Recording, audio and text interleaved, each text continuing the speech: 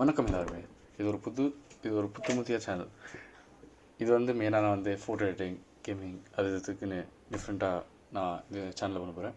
So இன்றைக்கி நம்ம என்ன பார்க்க போகிறோம்னா 5 ட்ரெண்டிங்கான ஸ்டைல் ஃபோட்டோ எடிட்டிங்கில் நான் உங்களுக்கு காட்ட போகிறேன். ஸோ இதுக்கெலாம் நிறைய பேர் எப்படி ஃபோட்டோ அப்லோட் பண்ணணும்னு தெரியாமல் இருக்கிறாங்க, இன்ஸ்டாகிராமில், ட்விட்டரில், அது இல்லை. ஸோ நான் உங்களுக்கு 5 டிஃப்ரெண்ட் டைப் ஆஃப் எடிட்டிங் காட்ட போகிறேன். ஸோ அது வந்து உங்கள் இன்ஸ்டாகிராம் எல்லாத்தையும் பார்க்க நல்லாயிருக்கும். ஓகேவா? ஓகே, இப்போ நான் ஃபஸ்ட்டு பார்க்க போகிற எடிட்டிங் ஸ்டைல் வந்து வேப்பர்கிராம் இல்லை VHSன்னு சொல்லுவாங்க. இது என்னன்னா பழைய கால ரெட்ரோ ஃபோட்டோஸ், வீடியோஸ் எப்படி இருக்குமோ அதை அப்படியே காப்பி பண்ணி ஒரு லைக் இப்போ இந்த காலத்தில் ஒரு ஃபோட்டோவோ இல்லை வீடியோவில் போட்டுருந்தா வேப்பர்கிராம் இல்லை VHS. இது பார்க்கவே அப்படியே ஒரு மாதிரி கலர்ஃபுல்லாக இருக்கும், ஃபுல் கலர்ஃபுல்லாக இருக்குது. இந்த ரெயின்போ கலர்ஸ் வந்து அப்படியே வைப்ரண்ட்டாக தெரியுற மாதிரி காட்டுவாங்க. இல்லைனா ஃபுல் கிரேனி லைக் டிஸ்டார்டடாக இருக்கும் உங்கள் ஃபோட்டோ, ஒரு மாதிரி எதுவும் கிளிச் இருக்கிற மாதிரி இருக்கும். ஸோ அந்த மாதிரிலாம் இருக்கிற மாதிரி ஒரு ஃபோட்டோ தான் வேப்பர்கிராம். இது வந்து இன்ஸ்டாகிராமில் ஒரு மாதிரி ட்ரெண்டிங்காக போயிடுது. இன்ஸ்டாகிராம், டம்ப்ளர், அப்புறமா பின்ட்ரெஸ்ட்னு சொல்லிட்டு இந்த 3 பிளாட்ஃபார்ம்லேயும் ட்ரெண்டிங்காக போடுறது வந்து இந்த ஒரு எடிட்டிங் ஸ்டைல். இந்த எடிட்டிங் ஸ்டைல் வந்து அவ்வளோ கஷ்டம் இல்லை. ஆனால் எப்படி சொல்கிறதுனா, இது வந்து உங்களுக்கு எப்படி பிடிச்சிக்குதோ அந்த மாதிரி ஸ்டைல் எடிட் பண்ணும் VHS அப்புறமா வேப்பர்கிராம். ஸோ இதுதான் இப்போ உள்ள ட்ரெண்டிங்கில் ஒரு டாப்பில் போயிடுது இந்த எடிட்டிங் ஸ்டைல்.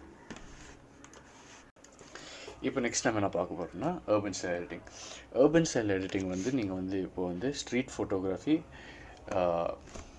எடிட் பண்ணுறது தான் அர்பன் ஸ்டைல் எடிட்டிங். அதில் வந்து கொஞ்சம் டிஃப்ரெண்ட்டாக இருக்கும். எப்படின்னா, நீங்கள் ஒரு ஃபோட்டோவை டீசாச்சுரேட் பண்ணிட்டு லைக் தேவையான இடத்துல மட்டும் டீசாச்சுரேட் பண்ணிட்டு தேவையான இடத்துல கொஞ்சம் உங்கள் ஃபோட்டோவை டார்க் ஆக்கணும். இப்படி ஆக்கினா உங்களுக்கு அர்பன் ஸ்டைல் வரும். அது வந்து நிறையா பேசிக்கான வீடியோ எடிட்டிங் சாஃப்ட்வேரில் கூட பண்ணலாம். எப்படின்னா இந்த ஸ்னாப்சீட், அப்புறமா பிக்சார்ட், இன்னும் ஒரு எப்படி சொல்லலாம் அட்வான்ஸான உங்களுக்கு அந்த எடிட்டிங் அந்த ஃபீல் கிடைக்கணும்னா நீங்கள் ஃபோட்டோஷாப் இல்லை லைட் ரூம் யூஸ் பண்ணால் உங்களுக்கு இன்னும் சூப்பராக கிடைக்கும்.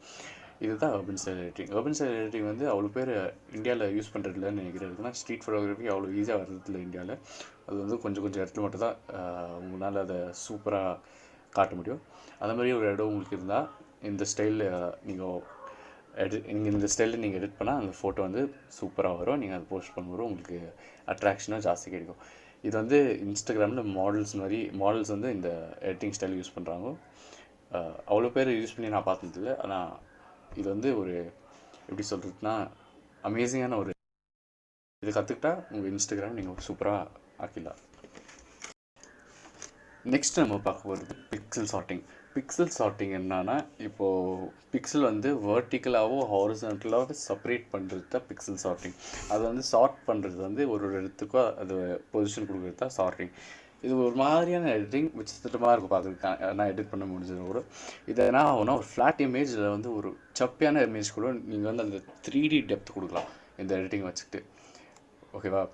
ஸோ அது டெப்த்து கொடுக்கும்போது உங்கள் ஃபோட்டோ வந்து ஒரு மாதிரி எப்படி சொல்கிறது, ஒரு மாதிரி ட்ரிப்பியாக உங்களுக்கு தெரியாது பார்க்கும்போதே. இது பேர் தான் பிக்சல் சார்ட்டிங். இது பண்ணுறது கொஞ்சம் கன்ஃபியூசிங்காக இருக்கும், காம்ப்ளிகேட்டடாக இருக்கும். ஆனால் ஒரு வாட்டி நீங்கள் கற்றுக்கிட்டீங்கன்னா இது வந்து ரொம்ப ஈஸியாக பண்ணலாம். இது வந்து வீடியோஸ்லேயும் பண்ணலாம், ஃபோட்டோஸ்லேயும் பண்ணலாம். வீடியோவில் வந்து ரொம்ப கஷ்டம் இது பண்ணுறது. ஆனால் ஃபோட்டோஸில் வந்து ஃபோட்டோஷாப்பில் ரொம்ப ஈஸியாக பண்ணலாம். இது ஃபோட்டோஷாப்பை விட்டால் வேறு எதுலேயோ பண்ண முடியாதுன்னு நான் நினைக்கிறேன். இது இருக்குன்னா ஃபோட்டோஷாப்பில் மட்டும் தான் நான் நம்மளாக எடிட் பண்ணுறது.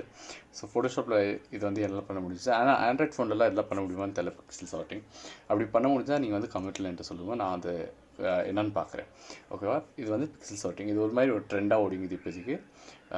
எனக்கு இது வந்து இந்த பிக்சல் சார்ட்டிங் வந்து ரொம்ப பிடிக்கும். நான் வீடியோஸில் பண்ணிக்கிறேன், ஃபோட்டோஸில் பண்ணிக்கிறேன்.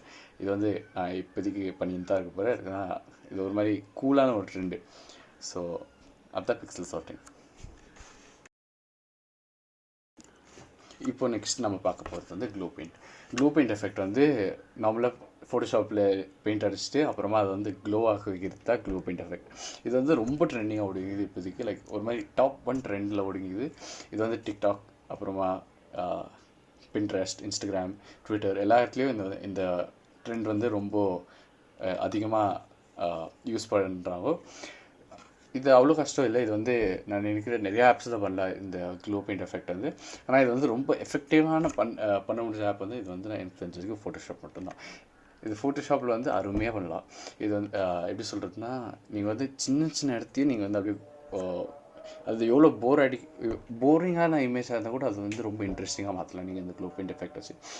ஆஃப்டர் எஃபெக்ட்ஸில் வந்து இதே நீங்கள் வந்து அந்த க்ளோ பெயிண்ட்டை வந்து மூவ் பண்ணலாம். ஸோ நீங்கள் வந்து நடந்துக்கும் போது இல்லை எப்படி சொல்கிறது ஓடிங்கும் போது இந்த க்ளோ பெயிண்ட் எஃபெக்ட் வந்து அப்படியே கொஞ்சம் ஆட் பண்ணிங்கன்னா அது வந்து சூப்பராக பார்க்குறக்கு ஒரு மாதிரி ஆக்ஷனாக இருக்கிற மாதிரி இருக்கும். ஸோ அது வந்து க்ளோ பெயிண்ட் எஃபெக்ட். இந்த மாதிரி டிஃப்ரெண்ட் எடிட்டிங் இருக்குது. நீங்கள் வந்து என்ன ஒரு எடிட்டிங் வந்து கற்றாங்கோ அப்படி உங்களுக்கு என்ன டவுட்டு இல்லை இந்த மாதிரி எடிட்டிங் என்ன பண்ண கற்றுக்கணும் அப்படின்னா ஆசைனா எங்கள் கமெண்ட்டில் சொல்லுங்கள். நான் அந்த எடிட்டிங் வந்து நான் ஒரு வீடியோ டுட்டோரியல் பண்ணி காட்டுறேன். எவ்வளோ முடியுமோ அவ்வளோ ஈஸியாக பண்ணுறேன். இப்போதைக்கு அவ்வளோதான் நினைக்கிறேன். இந்த வீடியோ உங்களுக்கு பிடிச்சிருந்தா லைக் பண்ணுவோம். இந்த மாதிரி நிறையா வீடியோஸ் நான் பண்ணுவேன். ஸோ அதனால் சப்ஸ்கிரைபும் பண்ணுவோம். என்ன டவுட் இருந்தால் கமெண்ட் பண்ணிக்கோங்க. தேங்க்ஸ் ஃபார் வாட்சிங்.